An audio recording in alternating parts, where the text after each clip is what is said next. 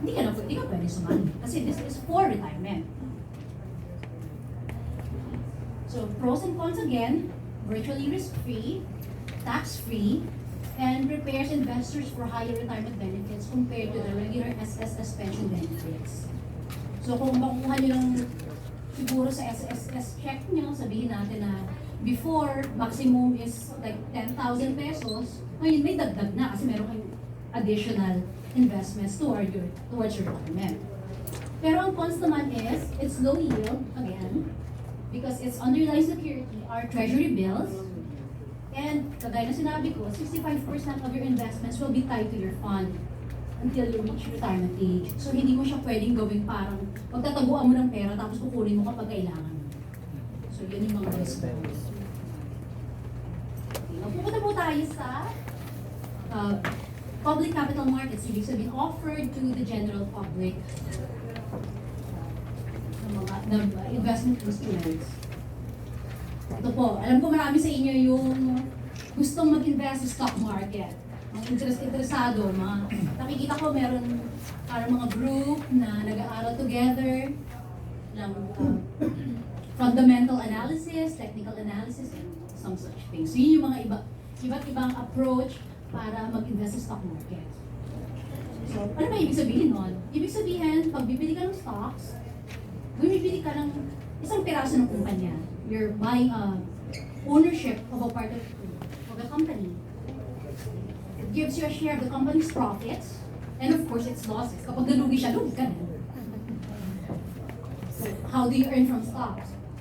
Kapag tumaas yung presyo ng stock, di ba kapag check natin yung stock market, taas, baba siya. So kapag bumili ka ng mababa, tapos binenta mo ng mataas, yun, doon ka magpa-profit. Or, kapag nagbigay sila ng dividend, kunwari, you hold on to your stock for more than a year, and then yung mga blue chip companies, nag-issue sila ng annual dividend. Yun, kikita kayo doon. Pwede kayong kumita without selling your stock. Ito, hindi to pwede sa mga medium risk or low risk appetite. Kasi kailangan malakas ang loob mo dito. High risk appetite dito. Hindi pwede yung takot ka, tapos i-invest ka sa stock market. You need to carefully study and formulate your investment strategy.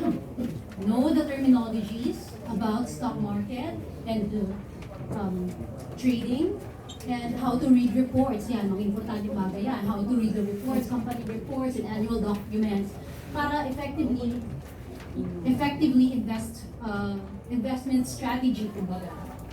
Yung hindi lang yung bara-bara, or nakita mo lang sa Facebook, tapos may nagsabi, nakita kayo dun sa Facebook group niyo na, oh guys, mababa na yung JFC, bili na tayong lahat. Kasi ikaw naman sunod ka kasi yung nakita mo dun sa Facebook without studying what really is going on. So dapat iwasan natin yon. Dapat kailangan natin ng strategy and knowledge bago tayo mag-invest sa stock market. Usually, yung common strategies is yung trading and yung long-term investing. Yung trading, itatawag natin trading, is yung bibili ka, mababa, ibibenta mo na mataas ang presyo. Usually, ang nangyayari dyan is, aabangan mo, nakatuto ka sa computer mo, nakatuto ka doon sa online brokerage, tapos abangan mo kung kailan bababa, tataas yung presyo ng stock para ka magbenta. So karamihan sa atin, walang time sa ganun, di ba? Kailangan trabaho tayo. Yan, nasa labas tayo, wala tayong internet access all the time. So mahirap para sa atin yung mag-active trading. So it involves making trades that last for seconds or minutes, taking advantage of short-term fluctuations in an asset's price. Tapos yan, mabilisan. Buy and sell, mabilisan dapat, di ba? Para kumita ka. Paano kunwari nag-lag yung computer mo, tapos biglang bumaba na yung presyo? Wala na, hindi ka na kumita. At isa pang problema doon, marami kang commission na babayaran. And then, marami ka rin babayaran taxes kasi every time na you sell something, may 0.6% na stock transaction charge against you. Kung bibili ka, walang problema, walang tax yun. Pero pag magbebenta ka, merong 0.6% charge against the total transaction. So yun, isipin mo, kung gusto mo mag-active trading, Ready ka ba magbayad ng maraming commission fees and taxes? The other strategy is yung long-term investing. Yung consists of making trades that stay open for months or even years. I-hold mo siya. Karamihan bumibili ng blue chip companies, tapos you will just hold on to it for months or years. Kukunin lang yung dividend, hihintayin nila na tumaas yung presyo. Kapag mataas na, years later, kunwari kung meron kayo dating Jollibee, mga wala pang 100 before, tapos ngayon, mataas na siya, di ba? So maraming ganun yung strategy. Pero problema, matagal ka naman kumita. Matagal mo ma-realize yung gain mo. So kung medyo short term yung time horizon mo, or natakot ka kunwari na yung risk, takot ka sa risk kunwari, medyo mahirap din, para mahirap dito, it's also a challenge. Hindi siya, between the two options, it's not obvious right away kung ano yung strategy kukunin mo. It depends on you. So, you have to know yourself.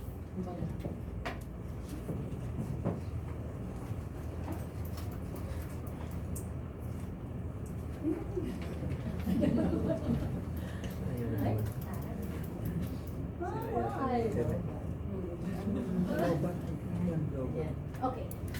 So what are the pros and cons of investing in the stock market? So yun, you have opportunities for high gains. And then if owning dividend stocks, meron ka rin regular income. Pero ang cons naman doon is, you also have risk of devastating loss. Nari mataas nga, pero on the flip side, pwedeng bumaba yung value ng pera mo. Pangalawa, depending on your stock holdings and investing strategy, there may be a need for constant monitoring. Yun nga, gaya active trading, kailangan mong laging nakabantay. And then there's no professional management usually. Ikaw lang yun. Ikaw yung nababantay mo. Personal accountability. Wala kang masisisi kung bakit ka nalugi. Kasi ikaw yun. Ikaw nag-invest. And then, marami na nabibiktima ng mga con artists pretending to be experts. Yung mga guru natin na yan, marami sa Facebook or sa internet.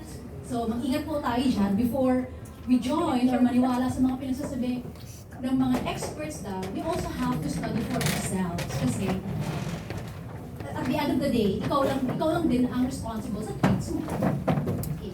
And then, yun, misinformation about maraming mga sinasabi na, may information ako narinig ko sa isang executive ng PLDT. So, mag-invest na tayo lahat. So, medyo ingat po.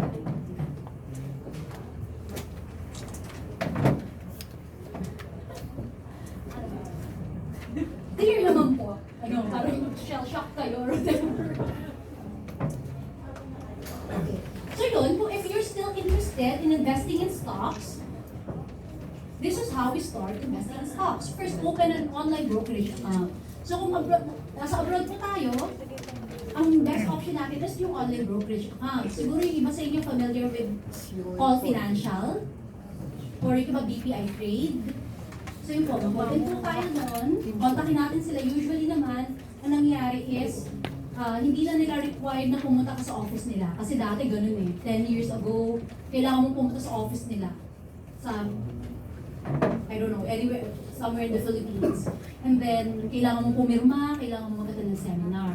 Now, online na lahat. Papadala mo lang sa kanila yung papeles via email or via fax. And then, interview ka nila via Skype or Viber. Pwede na. O, isasend nila sa inyo yung credentials nyo. And then, after that, pag naka-open na kayo ng account, or while you're opening the account, study. Pag-aralan po natin kung ano yung mga, kung paano how to use the platform, and then find out about this basic knowledge of stock market investing, including yung jargon or terminology. So, ano yung sabihin ng EPS, earnings per share, and stuff like that, di ba? Marami sa inyo yung nakakarinig na ganyan. So, I hope na continue nyo lang kung gusto nyo talagang mag-invest sa stocks. Continue nyo lang yung education nyo or pagsali sa mga financial literacy program. Kasi doon naman natin mapupulot yan eh. Tuloy-tuloy na pag-aaral. And then, so kapag meron na kayong online brokerage account, pinakamadali doon is yung set up nyo yung online transfer nyo between your bank and your brokerage account para mas mabilis yung transfer. And then, pag na-set up na, mag-transfer kayo doon sa brokerage account nyo, sa All Financial. Pag lumabas na yung pera doon, nag-reflect na, pwede na kayong bumili ng stocks. Pwede nyo na doon type, click buy. Tapos nalagay nyo doon kung magkano yung bid nyo. Kung ilang stocks na bibili nyo. Kunwari, JFC, gusto nyo bumili 100 stocks. Lagay nyo doon, tignan nyo kung meron kayo enough money. And then, yun, pwede na. Click send, and then you will get notification kung merong somebody who sold you their stocks for that amount that you did it for. Okay. Meron pong question? Clear naman po? About how to start investing in stocks? Okay. So, sunod po tayo. Dito tayo sa UITF or mutual fund. Ito naman, is professionally managed. Unlike yung stock market investing na usually ikaw lang, ito, merong professional na manage. It's a portfolio that allows investors to pull their money together to invest in something. So, kunwari, lahat tayo mag-i-invest, gusto natin mag-invest. So, ang gagawin natin para magkaroon tayo ng mutual fund, maglalagay tayo sa isang pot. Kunwari, isang daan tayo. Tapos yung lahat ng mag-ipon natin, yun yung i-invest natin sa isang security. Yun yung fund. It's a pooled fund. So, meron dalawang klase, doon narinig nyo na yan, UITF, Unit Investment Trust Funds, and Mutual Fund. Ang pinagkaiba lang yan is kung sino yung nagpapatakbo sa kanila and their regulatory bodies. So, kapag UITF, bangko yan. So, mapapansin nyo, BPI, BDO, yun yung mga nag-o-offer ng UITF. Ang nag-regulate sa kanila is BSP. Kapag mutual fund, kagaya ng Sun Life, or AXA, may mga narinig kayong ganyan, Manulife, tawag doon mutual fund. It's being managed by investment companies and regulated by the SEC, Securities and Exchange Commission. Pero basically, in terms of owning them, pareho lang din. They're basically the same. So, meron iba-ibang klase ng mutual fund, kagaya ng money market fund, bonds, balance fund, and equities fund. Klaro po? Opo. Parang shell-shock kayo.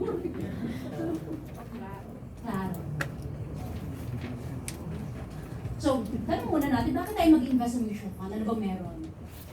Meron siyang built-in diversification. So, automatic na agad pag bumili ka dun sa isang fund, hindi lang sa isang stock or sa isang bond ka naka-invest. Naka-invest ka agad sa maraming stocks. Unlike na pag-invest ka lang on your own sa stock exchange, dahil finite ang pera, bibili ka lang ng isang klaseng stock, di ba usually? Kunwari, bibili ka lang ng Jollibee or PLDT or BPI. Pero pag bumili ka ng mutual fund, lahat yon meron ka na agad. Although, syempre, mas maliliit na portion. Meron ka lang like 1/4 or 1/8 of a stock. Pero, diverse na agad siya. Mas marami ka ng bagay na napag-invest na. Pangalawa, professional management. Merong professional na yung dedicated na ginagawa nila. So, presumably, alam nila yung ginagawa nila. Alam nila yung regulations, alam nila kung paano palakihin yung pera mo. Compared sa atin, kunwari na lay people, na hindi naman yun yung full-time job nila. So, yun, one of the things why we should invest in mutual funds. And then it's relatively easy to buy and sell. Hindi mo na kailangan ikaw mismo yung mag-trade doon sa brokerage account mo. Pupunta ka lang sa bangko or makipag-meet sa agent, pirma-pirma, bigay mo yung pera mo, tapos eventually email ka nila, i-text, meron ka ng gantong number of shares or units sa UITF or sa mutual fund. And then, ito rin, another thing is, pwede ka mag-invest for as low as 5,000 pesos and magdag 5,000 to 10,000 pesos and magdagdag in increments of 1,000 pesos at a time. So yun ang mga advantages of investing in mutual funds. Ngayon naman, why not invest in mutual funds? It can be expensive. At kanina, nabanggit ko yung sa SSS, di ba, 1% annual management fee. Sa mutual funds, meron silang annual management fees, may sales charge pa, yung iba may early withdrawal fees, meron pang external fees. So, kung gusto niyo mag-invest sa mga funds, yan yung mga bagay na titingnan niyo. Yung iba kasi, based on the experience, sinasabi lang nila yung performance ng, ay magaling to. Ano kapag nag-invest ka 10 years ago, ngayon, millions na yung kinita mo. Hindi nila sinasabi na ang laki pala ng babayaran mo. So dapat, kapag mag-invest tayo, that's one of the things that we have to ask for. Kung magkano ba yung charge. Hindi naman siya hidden charge. Nandoon naman siya naka-declare sa mga FAQs, sa prospectus, pero hindi nila automatic sasabihin sa'yo unless you ask for it. So, be vigilant and ask for it. Okay. Tapos, pricing is hard to get in real time. Unlike ng stocks na, real time, makikita mo yung pagtaas, pagbaba. Ito, magtatanong ka pa doon sa banko mo or sa provider mo. And then, lack of control on the underlying investments, kasi nga, hindi lang naman ikaw ang may-ari, at hindi lang ikaw ang may control, merong manager. So, kunwari, meron isa diyang kumpanya na ayaw mong invest for some reason, for maybe ethical reasons or, I don't know, for some reason lang, ayaw mong invest, wala kang magagawa. Kasi, hindi naman ikaw ang may control ng fund. Unlike when you yourself do it on your own sa stock market, kung ayaw mo na ng PLDT, hindi benta. Pero in this case, pag fund hindi po pwede.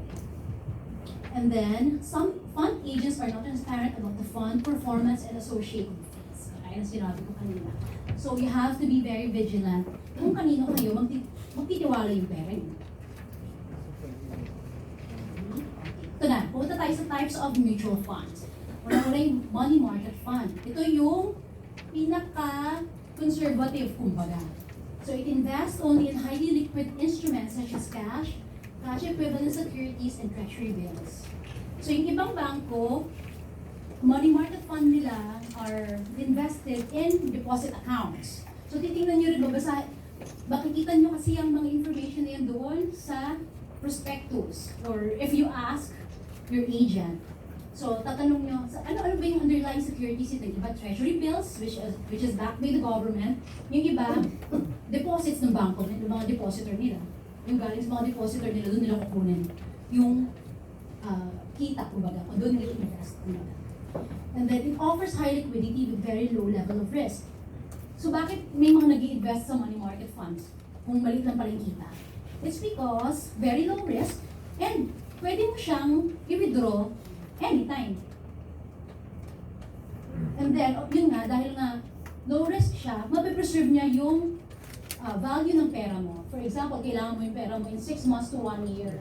Ayaw mo siyang i-risk. Pero gusto mo pa rin kumita na kahit kakonti. So, doon naglalagay yung mga tao sa money market fund. Para mag-preserve yung value ng pera nila, pero walang virtually zero risk of losing value of the money. It's for those with low risk appetite and short time horizon. Pangalawa, yung bond fund. It's invested in bonds and other debt instruments. The exact type of debt the fund invests in will depend on its focus, but investments may include government and corporate bonds.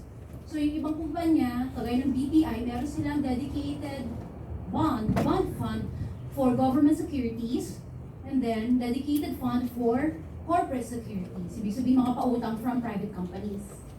Or meron ding US dollar bond fund. Yun naman mga pautang ng Philippine government in US denomination, US dollar denomination, and same way with corporate bond in US dollar denomination. So, depende. So, babasahin niyo pa rin kung ano, nandun pa rin yung lahat sa prospectus and information from your agent. So, make sure that you read everything. Okay. And then, it's the same, also low gains, and it's for investors with low risk appetite and short to medium-term time horizon. Kasi kung naalala natin, yung bonds is pwedeng from short, from 2 years to 20 years. So yun, doon naka-base itong mga bond fund. Next, yung balance fund. Ito naman yung combination of bond and equity. And then, may possibility na higher gains kasi nga, a portion of it will be invested in equities or stocks. At dahil doon, meron din siya possibility na bumaba yung value niya. Pero, definitely, mas mataas yung kanyang possibility of gains to the money market and bond funds. It's for investors who have medium risk appetite and medium term time horizon. And then lastly, ito yung equity fund. Most of that is on equity stock or equity or stocks. Yeah.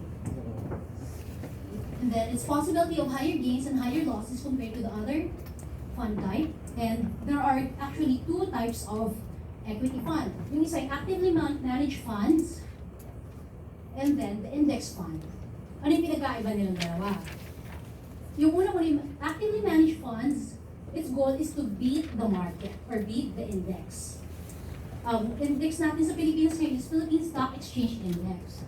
So ang goal ng actively managed fund is to beat or taasan pa yung kinikita ng Philippine Stock Exchange Index. Yung index fund naman is just to match kung ano yung galaw ng Philippine Stock Exchange Index. So yun lang yung gusto niyang sundin. So, ano mo sa palagay niyo maganda doon sa dalawa? Actively managed funds or index fund? Yeah, may sumasagot na iba index, which I actually agree, and actively managed fund. And then, ito para to sa mga investors na mataas din yung risk appetite, hindi ito para sa mga takot mawala ng pera. It's also for people with long-term time horizon. So tips in choosing your mutual funds. You have to consider your risk appetite, your time horizon and age, kagaya na sinabi natin earlier. And then, past performance does not guarantee future earnings. Dahil lang sinabi ng agent mo na, magaling to, nakita mo yung performance niya in the past 5 years, past year, maganda, sigurado na ganito uli siya in the next year, hindi automatic yun. So, pwede siya maging basis, yung past performance, pero it's not a guarantee na tuloy-tuloy ang ganong performance. And then, kailangan nyo rin tanong yung annual management fees and external fees. Kasi, kung mapapansin nyo sa Pilipinas, mataas ang management fees kumpara sa ibang bansa. May nakikita ko aabot ng mga 2.5% annual management fee. Kapag mga ganun nakataas na kayo.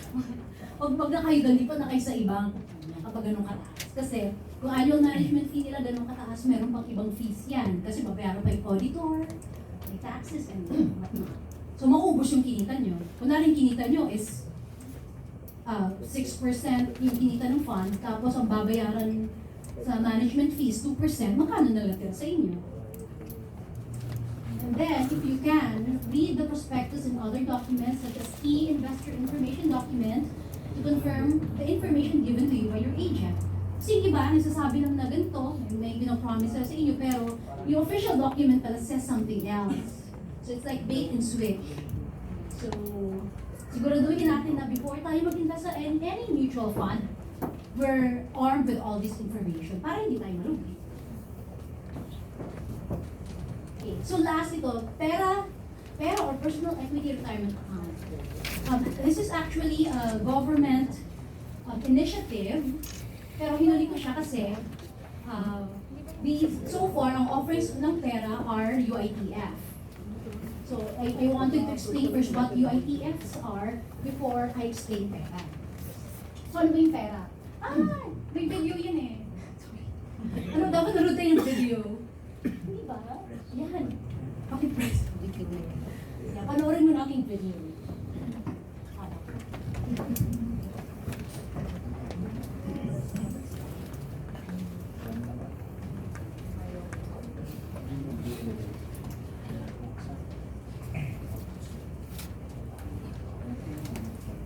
Exit niya sa presentation. Exit sa presentation kasi.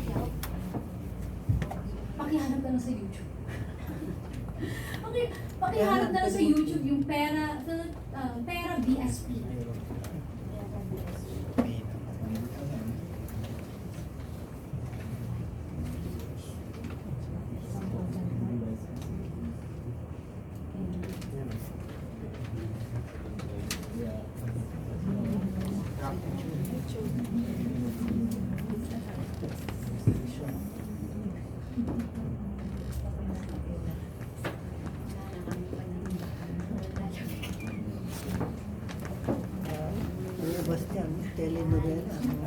one love you.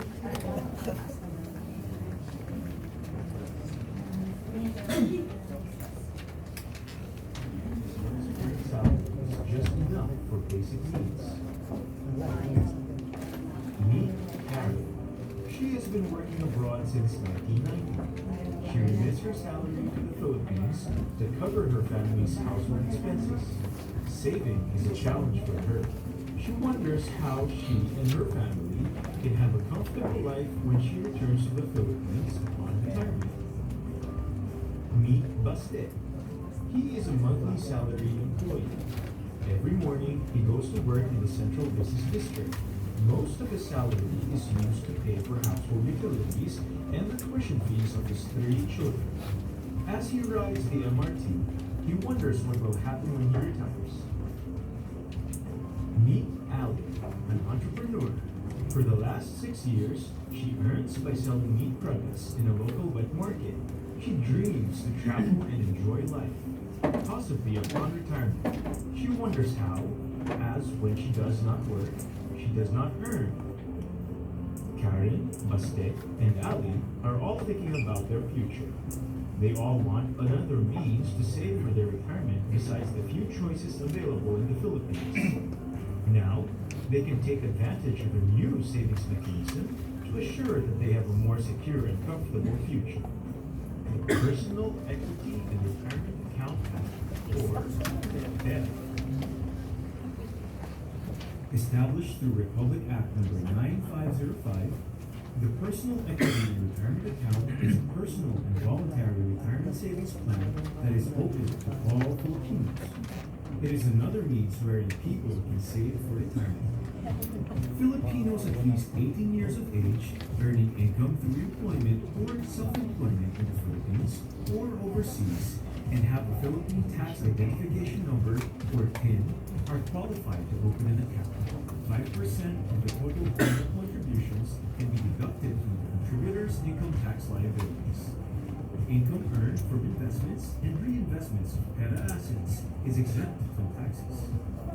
The contributor may also enjoy a tax-free distribution of PERA assets, provided that he is at least 55 years old and has made contributions for at least 5 years. Tax-free distribution will also be made in case of contributor's death or disability, or for payment of accident or illness-related hospitalization in excess of 30 days.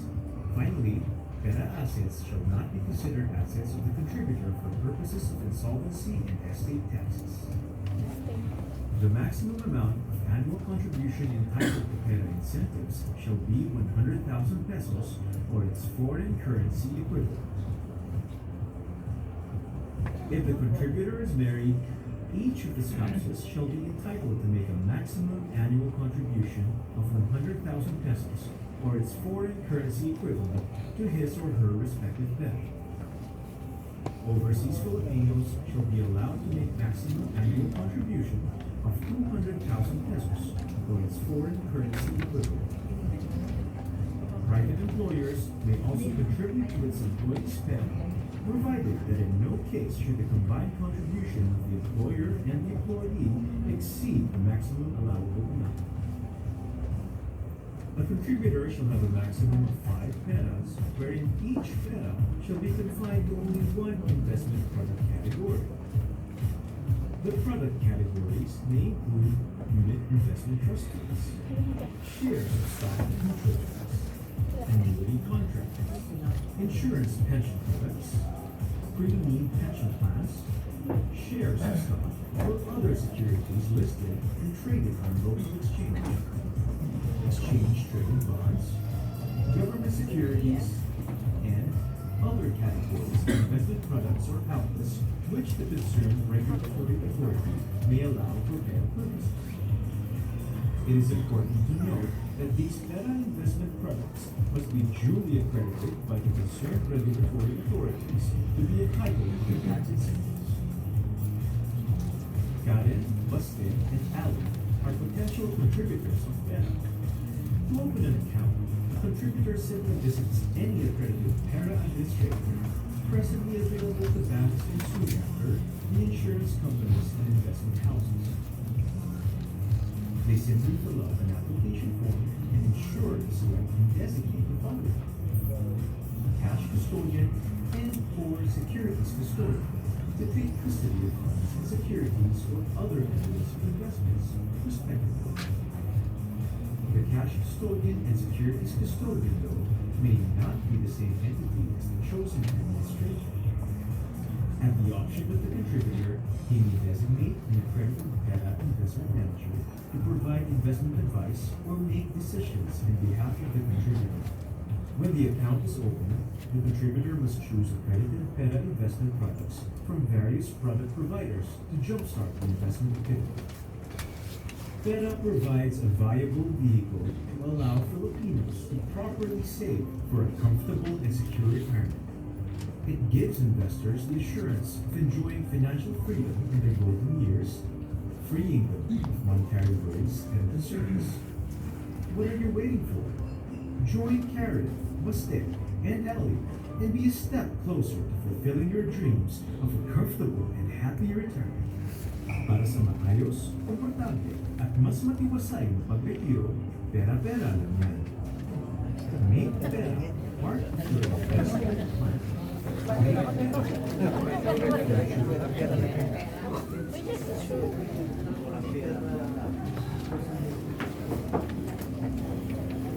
Paki-flash na lang with Lovely yung presentation ko. So yun po yung pera, napakagandang program po niya ng gobyerno para makapag-ipon tayo or makapag-invest para sa ating retirement. So, I will discuss it again sa presentation ko po. So yun. Siguro kung na-miss niyo yung ibang part, why invest in pera? It's a voluntary program. Ibig sabihin, hindi siya kagaya unlike ng SSS. Kung nasa Pilipinas ka, na required kayong sumali ng SSS. Dito, it's voluntary. Pwede kayo maglagay ng pera dito, sa pera. Pwede mag-invest sa pera. Una sa Pilipinas, for up to 100,000 pesos a year.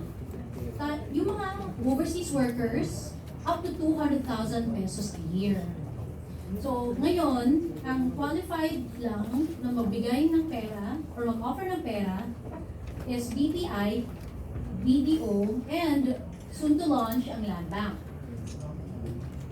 So, ano ibig sabihin, bakit tayo mag-invest sa pera? Because it will allow you, the investors, to leverage time to grow your money. Lalo na yung mga bata pa, people in your 20s, 30s, 40s, at mag-retire kayo in your 60s or 70s, pwede nyo ilagay yung pera dito sa, yung investments dito sa pera, so that it will grow. And then, kapag ready na kayong i-withdraw yung investments nyo, hindi kayo kukuhanan ng tax. So, tax-free siya. So, dahil ito yung mga mutual fund so far, kung mag-invest kayo sa mutual fund na hindi pera accredited, pag winidraw nyo siya, meron kayong charge na 0.6% in total, doon sa total na pera, total investments nyo. Pero kung under kayo sa pera scheme, kapag winidraw nyo yung buong investments nyo, it's tax-free. Wala, sa inyo lahat, pati kita, hindi kayo sisingilin ng gobyerno ng tax. Pero, on the other hand, it's for people with long-term time horizon. Hindi nyo siya pwedeng withdraw without penalties unless na nga lang you invested for at least 5 years or you're age 55 and above. So kung lang kailangan kayo ng pera, biglaan, emergency, sinisip nyo may pera ako doon sa aking investments, kukunin nyo, magbabayad kayo ng tax. Meron kayong penalty. Pero, kung naiwan nyo yung pera nyo doon for a long time, after 55 and at least 5 years of investment, wala kayong taxes. So, wala kayong money. So, ngayon ito, claim 5% income tax credit for your contribution. Hindi pa siya na-implement so far. Kaya meron yung ibang tao na hindi pa nag-invest sa pera kasi nga hinihintay nila yung income tax credit. Pero, I think it's going to be updated in the next few years. And another thing, kapag na-bankrupt kayo, hindi siya kasama, hindi siya bibilangin as part of your assets. So hindi siya isi-seize na mag-creditors. Unlike ng, for example, naging bankrupt kayo, tapos meron kayong savings account or time deposit. Ayun, kukunin yun ng creditors nyo para pagbayad sa mga utang. Pero kung meron kayong pera, ang pera nyo nakatago dito, hindi siya kasama doon sa kukuning properties, pambayad sa mga creditors. So, balik safe ang retirement nyo kung nakatago sila sa pera.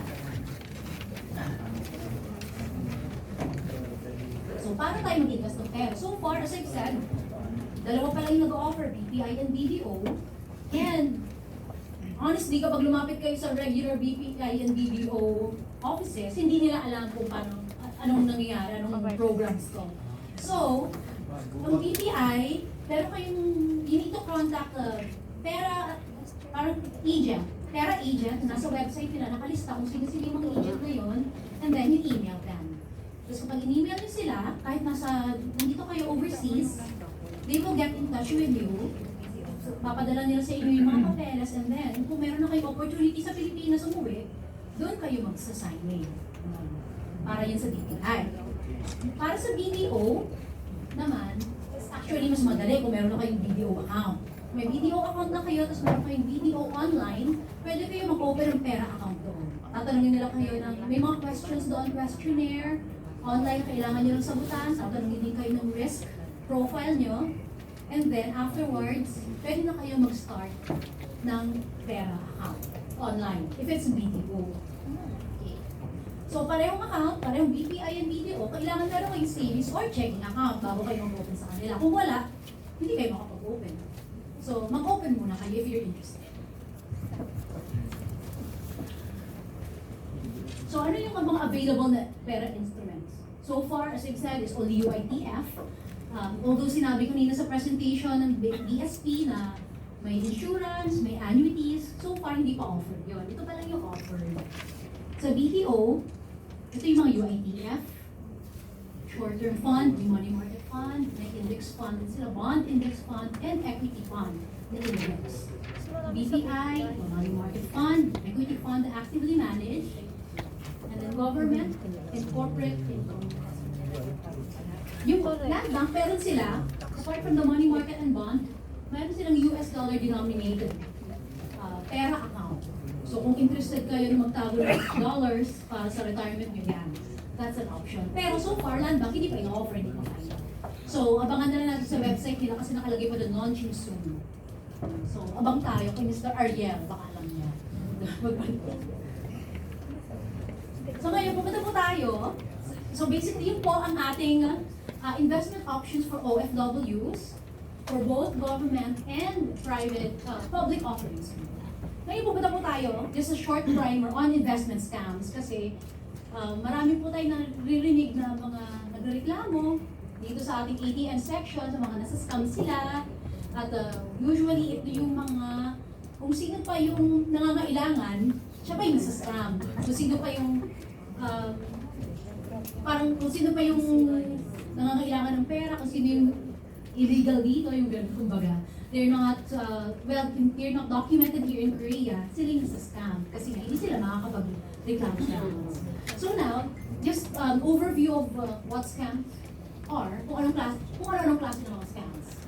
Yung meron tayong advanced fee scam, sabihin na, sali kayo dito sa business, tapos bayaran nyo ako, tapos babayad mo na kayo sa akin, and then after that, itutuloy na natin itong business. And then bigla na silang mawawala. Yung advanced scam. Yung boiler room scam, yun yung marami sa mga mall sa Pilipinas. Yung biglang may lalapit sa'yo, may credit card ka na ba? Tapos biglang dadalhin mo sa room, tapos hindi ka na makakalabas after 12 hours. May mga na-experience kasi nyo ng ganyan. Diba? Hindi naman scam, Yan, legal scam. So, pamilya sa atin, lalapit sa inyo sa mall, tatanungin kayo, may credit card kayo. Yan. Tapos may pressure kayo na bumili ng kung ano-ano. May parapol pa, ma'am. May parapol pa. May papayong. Diba? Payong pa yung iba. So yan, natatawag natin boiler room scam. Tapos meron din yung Ponzi scheme or pyramid scheme. Yung magre-recruit ka. Sabihin nila na mag-recruit ka and then ikita ka ng kalaki. Tapos eventually, ang kumita lang yun nasa taas. Yung mga nahuli ng mga na-recruit, nawalan lang ng pera. Marami yan, di ba, sa Pilipinas recently lang.